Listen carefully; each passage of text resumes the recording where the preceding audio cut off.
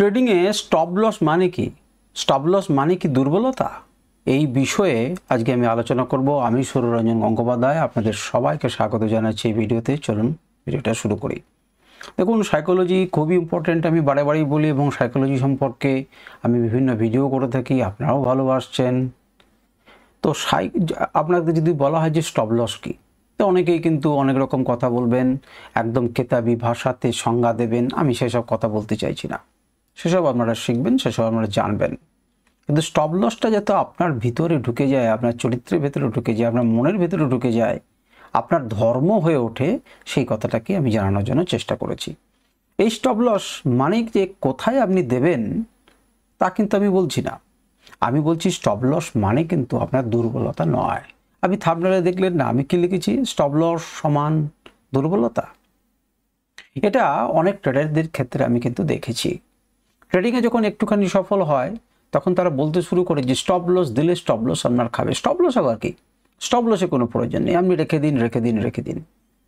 তো রেখে দিন, এটা কিন্তু ইনভেস্টমেন্টের জন্য কাজে লাগতে পারে। ভালো স্টক, যেটিকে আপনি ফান্ডামেন্টালি ভালো স্টক চুজ করলেন, তারপর তাকে দিকে আপনি আর ঘুরে তাকালেন না, এটা হতে পারে। কিন্তু ট্রেডিংয়ের ক্ষেত্রে আমার ক্যাপিটালটাকেই সম্পূর্ণ শেষ করে দেবে, বা অপশন ট্রেডিংয়ের ক্ষেত্রে আমার ক্যাপিটালটাকে উড়িয়ে দেবে, তখন কিন্তু আপনাকে থামতে শিখতেই হবে।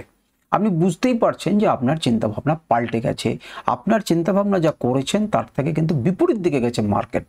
তো বিপরীত দিকে গেলে কেন আমি বোকার মতো বসে থাকবো? কারণ আমি অপশন ট্রেডিং করছি, অপশন ট্রেডিংয়ে মুহূর্তে প্রচুর টাকা লস হয়ে যাবে। সুতরাং আমাকে কিন্তু তখন স্টপ লস শিখতে হবে। এই যে স্টপ লস আপনি ব্যবহার করবেন, তো বিভিন্ন ধরনের ট্রেডিংয়ের ক্ষেত্রে কিন্তু বিভিন্ন রকম ধরনের হবে বা হওয়া উচিত। তো স্টপ লস সমান কিন্তু দুর্বলতা নয়। এক শ্রেণীর লোক কিন্তু এটাকে প্রচার করার চেষ্টা করছেন যে স্টপ লস আবার কিসের, স্টপ লস দেওয়ার কোনো প্রয়োজন নেই। কিন্তু মনে রাখবেন যে আপনি কোন ধরনের ট্রেডিং করছেন, এবং সেই ধরনের ট্রেডিংয়ের সাপেক্ষে আপনি বিচার করবেন। এখন তারা কি সম্পূর্ণ ভুল বলছেন যারা বলছেন যে স্টপ লস আবার কি, স্টপ লস দেবেন না? না, তারাও যে সব জায়গাতে ভুল বলছেন তা কিন্তু নয়। কিন্তু মনে রাখবেন তাদের এন্ট্রি পয়েন্টটা কিন্তু আলাদা। এটা বুঝতে পারলেন না ঠিক করে? দেখুন, এন্ট্রি পয়েন্ট যদি আপনার অন্যরকম হয়, কারণ আপনি তো নতুন বিগিনার্স, আপনি জানেন না যে আপনার এন্ট্রি পয়েন্ট কোথায়। তো এন্ট্রি পয়েন্ট যেখানে আপনি নিলেন, তারপরে কিন্তু মার্কেট অনেকখানি নিচে নেমে গেল, কারণ আপনি ভুল এন্ট্রি নিয়েছেন। তারপরে মার্কেট কিন্তু ঘুরতে শুরু করলো। যখন মার্কেট ঘুরতে শুরু করলো, তখন যদি আমি এন্ট্রি নিই, তাহলে কিন্তু আপনার স্টপ লস কাজে লাগছে না। এরপর কিন্তু শুধুই উপরে ওঠা। সুতরাং আপনার এন্ট্রি পয়েন্টের উপরে কিন্তু আপনার স্টপ লস দেবেন কি দেবেন না সেটা নির্ভর করবে। এবার যারা বলছেন বা যারা করছেন, তারা অনেক সময় স্টপ লস ব্যবহার করেন না, কারণ তারা সেই সময় পর্যন্ত অপেক্ষা করেছেন যখন মার্কেট ঘুরতে পারে, রিভার্সাল হচ্ছে, তখন তারা ব্যবহার করছেন, বা তারা যা বুঝতে আন্দাজ করতে পারছেন যে এরপরে মার্কেটে উপরের দিকে যাবে। এটা কিন্তু কিঞ্চিতের বঞ্চিত আপনার প্রেডিক্ট করা যায় বা বোঝা যায় যে এবার থেকে মার্কেট ঘুরতে শুরু করছে। এটা বোঝা যায় বলেই তো লোকে টাকা ইনকাম করেন। তো সেটার তো বিভিন্ন ক্রাইটেরিয়া রয়েছে। সুতরাং স্টপ লস কিন্তু আপনি কোন ধরনের ট্রেডার আমি কি করে জানবো? আপনি ধরেই নিচ্ছে আপনি বিগিনার্স, তাহলে বিগিনার্স হলে পরে আপনার টাকাটা তো রেখে দিতে হবে লম্বা সময়, আপনাকে ক্রিজে তো টিকে থাকতে হবে। তাহলে টিকে থাকতে গেলে অল্প টাকাতে আপনাকে বেরিয়ে যেতে হবে। অপশন ট্রেড করছেন, এর নিচে আপনি কোনো মতেই ক্যাপিটাল খুঁজতে পারেন না। তারপর আপনি আবার বুঝলে পরে আবার ট্রেড নেবেন, কিন্তু ট্রেড নেবার জায়গাই থাকবে না যদি আপনি স্টপ লস ব্যবহার না করেন। তাহলে স্টপ লস কিন্তু অত্যন্ত জরুরি একটা জিনিস বিগিনার্সদের জন্য, এবং সব ক্ষেত্রে, সব ধরনের ট্রেডারদের ক্ষেত্রেই। সে আবারও একবার সুযোগ পাবে, আবারও অনেকবার সুযোগ পাবে সেই টাকা রিকভার করার বা আবার ট্রেড করার। কিন্তু এমন তো হতে পারে যে সেখান থেকে মার্কেট আর ঘুরলো না, আর পৌঁছালো না। তাহলে আর যদি না পৌঁছায়, তার মানে আপনার কি হবে? আপনি খতম হয়ে গেলেন, আপনি শেষ হয়ে গেলেন। তাহলে সেটা আপনার করা উচিত নয়। সুতরাং স্টপ লস আপনার দুর্বলতা নয়। আপনার ভেতরে যেন এই ধারণাকে জন্মাতে দেবেন না যে স্টপ লস নেওয়া মানে হচ্ছে দুর্বলতা, মানে আমি একটা ভালো ট্রেডার হতে পারলাম না, আমার বেশ সেরকম ধরনের কোয়ালিটি নয়।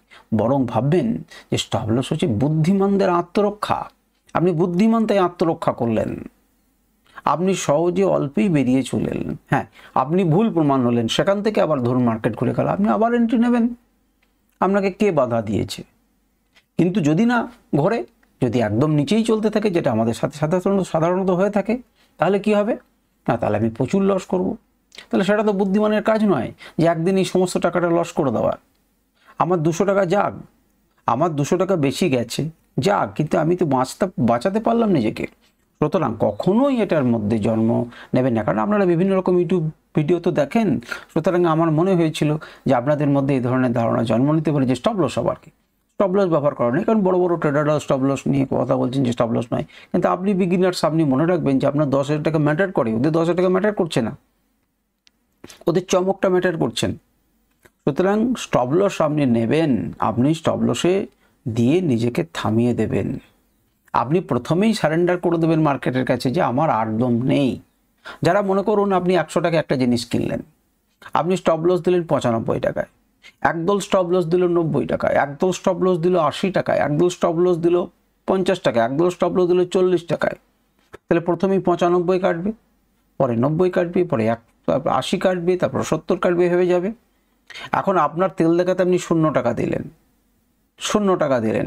এখন যদি সেটা ক্যাশ মার্কেট হয় ঠিক আছে, যদি না হয় তাহলে ওরা যদি অপশন ট্রেডিং হয় তাহলে আপনাকে দেখিয়ে দেবে যে তাদের জোর কতটা।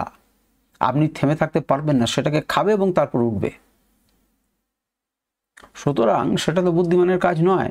এবারে এখন প্রশ্ন হচ্ছে, যারা এখনো পর্যন্ত অপেক্ষা করে রয়েছেন তাদের জন্য কিন্তু এবার একটি ভালো কথা আমি বলছি। যারা স্কিপ করে দেখছেন তাদের কথা আলাদা, কিন্তু যারা শুনছেন, বোঝার চেষ্টা করছেন, একটা টোটালিটিতে বোঝার চেষ্টা করছেন আমি কি বলতে চাইছি। এখন এই স্টপ লসটা আপনার ব্রেনে রাখবেন না সিস্টেমে দেবেন। অর্থাৎ আপনি ভেবে রাখলেন যে 95 এলেই আমি বন্ধ করে দেবো আর আমি সিস্টেমে দেবো, এটা আলাদা বিষয়। আমি আপনাদেরকে বলবো আপাতত সিস্টেমে পুট করুন। ধীরে ধীরে আপনি কোথায় করবেন না, আপনার ব্রেনে রাখবেন, মস্তিষ্কে রাখবেন, কারণ সিস্টেমে যেটা দিচ্ছেন সেটা কিন্তু মোটামুটি অ্যাক্সেসেবল, বড় প্লেয়ারদের কাছে সেটা অ্যাক্সেসেবল। আপনি আপনার বোকারকে জানিয়ে দিলেন যে আমি এখানে স্টপ লস দিচ্ছি। আপনার বোকার কি ধোয়া তুলসী পাতা? কে বললো যে আপনার বোকার ধোয়া তুলসী পাতা? সে যদি কারোর সঙ্গে হাত মিলিয়ে থাকে যে আমি এদের ডেটাগুলো দিয়ে দেবো, আমি বলে দেবো যে এই পর্যন্ত সব স্টপ লস দেওয়া আছে। সুতরাং আমার ব্রেনে থাকবে স্টপ লস। প্রথম কথা হচ্ছে আমাকে এন্ট্রি পয়েন্টটা ঠিক করতে হবে, কারণ এখন আপনাদের এন্ট্রি পয়েন্টটা ঠিক হচ্ছে না, যখন তখন যা খুশি করছেন নতুন আপনারা। তাহলে আপনি স্টপ লস নিয়ে বিচার করুন। যখন রিভার্সাল থেকে কিনতে শিখবেন, যখন ঘুরছে মার্কেট, কোন জায়গাতে কেনার পারফেক্ট জায়গা, সব থেকে ছোটো স্টপ লস কোথায়, সেটা যখন বিচার করতে শিখবেন তখন আপনার পারফেক্ট এন্ট্রি হবে। এবং তখন আমি বলবো যে আপনি স্টপ লসটাকে একটু বাড়াতে পারেন, আরও একটু অপেক্ষা করতে পারেন, সহজেই যাতে না খেয়ে নিতে পারে, কিন্তু সেটি আলাদা, সেটি শিক্ষণীয় বিষয়। কিন্তু আপাতত আপনি স্টপ লস ব্যবহার করুন, তাতে আপনার মাথাতেই রাখুন। আপনি সিস্টেমে নাই বা দিলেন, আপনি মাথাতে রাখুন, কথাটা গুরুত্বপূর্ণ, কথাটা খেয়াল রাখবেন। বড় বড় দামি দামি সফটওয়্যারে সব কিছু অ্যাক্সেসেবল, আমাদের কাছে নেই। আমরা ছোট প্লেয়ার, আমরা কোথায় কি দিচ্ছি না দিচ্ছি সব জেনে নিচ্ছে, সব বুঝে যাচ্ছে। কিন্তু আপনি সিস্টেমে রাখতে পারেন, অর্থাৎ আপনি পুট করে দিতে পারেন স্টপ লস, কিংবা আপনার মাথার মধ্যে রাখতে পারেন যে এলে আমি বিক্রি করে দেবো, দুটি আপনি করতে পারেন। কিন্তু সাধারণত আমাদের যে স্টপ লস সেটা হচ্ছে সবারই স্টপ লস। আপনি দিলেন না তো কী হবে, সাধারণ লোকেদের স্টপ লস সেখানেই। সেই জন্যই দেখবেন আপনার স্টপ লসটা সেখানে খায় এবং সেখান থেকে আবার সঙ্গে সঙ্গে বাউন্স ব্যাক করে মার্কেট। কারণ স্টপ লস হান্ট করার জন্যই তারা নিচের দিকে আসেন এবং সেখান থেকে আবার উপরের দিকে চলে যান, কারণ তখন প্রচুর বাইং সেখানে শুরু হয়। তাহলে আমাদেরকে চেষ্টা করতে হবে সেই স্টপ লসের ইয়েতে বাইং করা, কিন্তু সেটা পরের কথা। আমি এখন স্টপ লস নিয়ে আলোচনা করছি। স্টপ লস আপনি অবশ্যই পুট করবেন নিজের ক্যাপিটালকে বাঁচানোর জন্য। মনে রাখবেন যে এটা কোনো দুর্বলতা নয়, স্টপ লস মানে দুর্বলতা নয়, স্টপ লস মানে বুদ্ধিমানদের আত্মরক্ষা। আর আপনি যে আগের দিন লাভটা করেছেন, আগের দিন আমি লাভ করেছেন বা 10 দিন লাভ করেছেন, আপনি যদি সেই টাকাটা উড়িয়েই দেন তাহলে আমরা লাভ করার তো ফালতু। আপনারা কমেন্ট করুন তো এমন কতদিন হয়েছে যে আপনি আগের দিন বা 10 দিন 5 দিন লাভ করেছেন, কিন্তু তারপরে আপনি স্টপ লস নিতে জানেন না বা নেননি বলে পরের দিনে প্রচুর লস করেছেন। আপনার যদি মাথার মধ্যে থাকে যে এই আগের সপ্তাহে আমি 10,000 টাকা লাভ করেছি, এর পরের সপ্তাহে কোনো মতেই আমি 5,000 টাকার বেশি লস করব না, অর্থাৎ আমার 2 সপ্তাহে যেন প্রফিট 5,000 টাকা থাকে, এরকম দৃঢ় সিদ্ধান্ত নিয়ে কি আপনি ট্রেডিং করেছেন? করে দেখুন, তাহলে 2 সপ্তাহে আপনার 5,000 টাকা লাভ থাকবে। কে বলেছে প্রথম সপ্তাহ ভালো গেছে, দ্বিতীয় সপ্তাহ আপনার খারাপ যেতে পারে, পরের সপ্তাহ আবার ভালো যেতে পারে? কারণ ওটা তো একটা সাইকেলিক আবর্তকারে ঘুরছে। তাহলে এমন হতে পারে সেখানে আপনি একটা সহজ ট্রেড, আপনার যে প্যাটার্নটা আছে সেই প্যাটার্নটা হয়তো পরের সপ্তাহে আবার আসতে পারে।